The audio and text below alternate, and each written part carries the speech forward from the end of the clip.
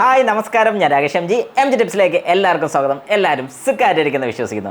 ഇന്ന് ഞാൻ പറയാൻ വന്നിരിക്കുന്ന ഒരു കാര്യം എന്ന് പറഞ്ഞു കഴിഞ്ഞാൽ, പലപ്പോഴും നമ്മുടെ വാഹനത്തിൻ്റെ ഹെഡ്ലൈറ്റിന് വെട്ടം കുറവാൻ നമുക്ക് ഫീൽ ചെയ്യുമ്പോൾ നമ്മൾ ചെയ്യുന്ന വേറൊരു പരിപാടിയുണ്ട്.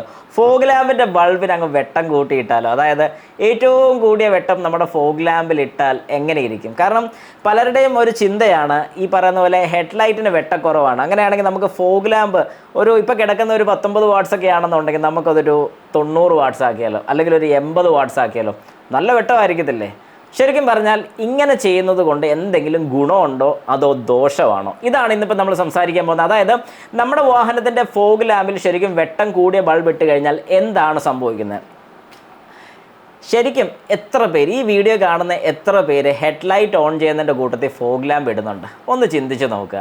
ശരിക്കും നമ്മുടെ വാഹനത്തിൽ ഫോഗ് ലാമ്പ് ഇടേണ്ട ആവശ്യമുണ്ടോ അതോ ഹെഡ്ലൈറ്റ് മാത്രം ഇട്ടാൽ മതിയോ എന്ന് ചോദിച്ചു കഴിഞ്ഞാൽ ഞാൻ ഉറപ്പായിട്ടും പറയും ഫോഗ് ലാമ്പ് ഇടേണ്ട ആവശ്യമില്ല. ശരിക്കും ഫോഗ് ലാമ്പ് ഓപ്പോസിറ്റ് സൈഡ് വരുന്ന വാഹനം ഓടിക്കുന്ന വ്യക്തിക്ക് ബുദ്ധിമുട്ട് ശരിക്കും ഉണ്ടാകും നമ്മളൊരു ഫോഗ് ലാമ്പ് ഇടുന്ന സമയത്ത്. കാരണം നിങ്ങൾ ശ്രദ്ധിച്ചാൽ മതി, ഫോഗ് ലാമ്പിൻ്റെ പൊസിഷൻ എങ്ങനെയാണെന്ന് ചോദിച്ചാൽ താഴെ തന്നെയാണ്, അതായത് താഴോട്ട് തന്നെയാണത് ഏറ്റവും കൂടുതൽ ഫോക്കസ് ചെയ്യുന്നത്. പക്ഷേ ശരിക്കും പറഞ്ഞു കഴിഞ്ഞാൽ ഓപ്പോസിറ്റ് സൈഡിൽ നിന്ന് വരുന്നൊരു വ്യക്തിക്ക് അത് കുറേ കൂടി അവരുടെ കണ്ണിലോട്ട് ബുദ്ധിമുട്ടുണ്ടാക്കുന്നുണ്ട് ഈ ഫോഗ് ലാമ്പ് ഇട്ട് കഴിഞ്ഞാൽ. അതേ സ്ഥാനത്ത് ഹെഡ്ലൈറ്റിൻ്റെ ഗുണം എന്താണെന്ന് ചോദിച്ചു കഴിഞ്ഞാൽ, ഹെഡ്ലൈറ്റ് ഒരു കാരണവശാലും കണ്ണിലോട്ടല്ല അടിക്കുന്ന. ലോ ബീം ആണെങ്കിൽ അതും കൂടി ഞാനൊന്ന് എടുത്ത് പറയാം. പക്ഷേ ഹൈ ബീം ആണെന്നുണ്ടെങ്കിൽ ഉറപ്പായിട്ടും ഓപ്പോസിറ്റ് സൈഡ് വരുന്ന വ്യക്തിയുടെ കണ്ണിലോട്ട് തന്നെ ആയിരിക്കും അടിക്കുന്നത്, ഹൈ ബീം ആണെന്നുണ്ടെങ്കിൽ. ശരിക്കും ഫോഗ് ലാമ്പ് യൂസ് ചെയ്യേണ്ട സിറ്റുവേഷൻസ് ഏതൊക്കെയാണെന്ന് ചോദിച്ചു കഴിഞ്ഞാൽ, നമ്മളൊരു കോർണർ പോർഷനൊക്കെ, അതായത് നമ്മളൊരു വളവൊക്കെ തിരിക്കുകയാണെങ്കിൽ ഒരു ഫോഗ് ലാമ്പ് ഇടുന്നത് നല്ലതാണ്. വെട്ടം ഇല്ലെന്നുണ്ടെങ്കിൽ മഞ്ഞുള്ള സമയത്തോ അല്ലെങ്കിൽ നല്ല മഴയുള്ള സമയത്തൊക്കെ നമ്മൾ ഇടുന്ന എന്തിനാണെന്ന് ചോദിച്ചു കഴിഞ്ഞാൽ, റോഡിൻ്റെ സൈഡ് പോർഷൻസ് നമുക്ക് വിസിബിൾ ആകാൻ വേണ്ട. കാരണം ഹെഡ്ലൈറ്റ് ശരിക്കും സ്പ്രെഡ് ചെയ്ത് മുമ്പോട്ടാണ് പോകുന്നത്.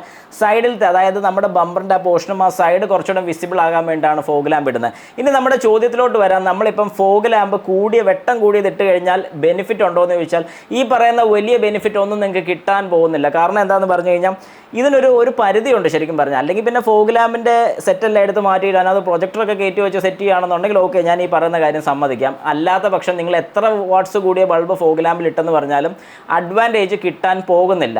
അഡ്വാൻറ്റേജ് കിട്ടണമെന്നുണ്ടെങ്കിൽ അത്യാവശ്യം നോർമൽ ഒരു 19 വാട്ട്സ് എന്നൊക്കെ പറഞ്ഞാൽ 20-25 വാട്ട്സിൻ്റെയൊക്കെ LED മേടിച്ചിട്ടാലും പ്രശ്നമില്ല. നല്ലൊരു കാര്യമാണ് ഞാൻ സജസ്റ്റ് ചെയ്യും. എന്നിട്ട് ഹെഡ്ലൈറ്റിൻ്റെ വെട്ടം കൂട്ടിയാലും വേറെ പ്രശ്നങ്ങളൊന്നും വരുന്നില്ല. പക്ഷേ ഹെഡ്ലൈറ്റിൻ്റെ വെട്ടം കൂട്ടുന്നത് കൊള്ളാം, ലോ ബീം മാത്രമേ ഇടാവുള്ളൂ, ഹൈ ബീം ഇടരുത്. ഹൈ ബീം ഇട്ട് കഴിഞ്ഞാൽ ബാക്കിയുള്ളവർക്ക് ബുദ്ധിമുട്ട് വരും. നിങ്ങൾ ഇത്രയും ചിന്തിച്ചാൽ മതി.